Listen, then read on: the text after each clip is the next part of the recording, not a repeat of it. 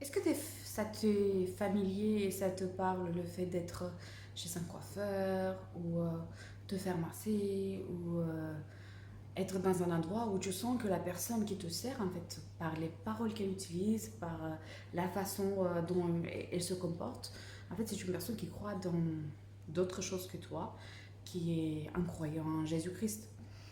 Et là, tu commences à être dans une position de défense.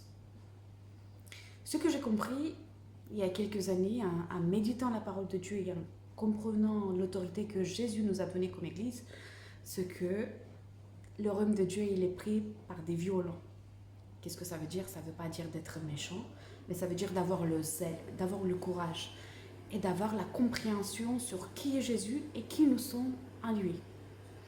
Et une façon pratique, c'est par exemple, il y a un petit moment, j'étais chez le coiffeur. Donc le coiffeur qui était un homme, il utilisait des mots un peu New Age.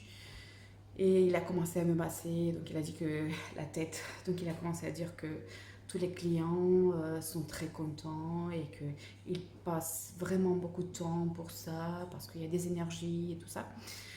Et en fait, en comprenant la parole de Dieu, j'ai compris qu'il ne faut pas juste me défendre, mais que moi aussi j'ai la puissance, comme la femme qui a touché Jésus-Christ et qui a sorti de lui cette énergie, moi aussi j'ai la puissance. C'est pas juste l'ennemi qui peut placer des choses qui viennent de lui, mais nous aussi on peut le faire. Donc à la place de me défendre, moi je projette. Donc tout le temps qu'il a massé ma tête et qu'il a eu accès et l'autorisation d'ailleurs que j'ai donnée de me toucher, moi, j'ai prié pour lui. Et je dis, Seigneur, je prie que cette personne soit sauvée, qu'il soit ouvert à la parole. Je bénis sa vie, je prie que toutes les choses qui sont dans sa vie, que tout lien de l'ennemi soit brisé au nom puissant de Jésus, qu'il soit libre, qu'il puisse décider, Seigneur, s'il veut te suivre ou pas, mais qu'il puisse entendre la parole, la bonne nouvelle. Et en fait, ce qui s'est passé, c'est qu'après qu'il a fini de me laver les cheveux, et quand il a commencé à les couper, il était ouvert, j'ai pu lui partager la parole de Dieu. Et c'est amusant parce que Dieu a répondu par la prière, par moi. Et un autre cas, c'était un vendeur. On a fait une commande par Internet.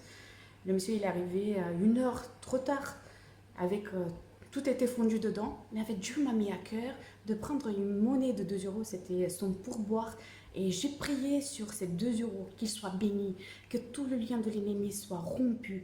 Et quand il est arrivé avec cette commande toute fondue, je lui ai donné ces 2 euros en pourboire. Il les a pris un peu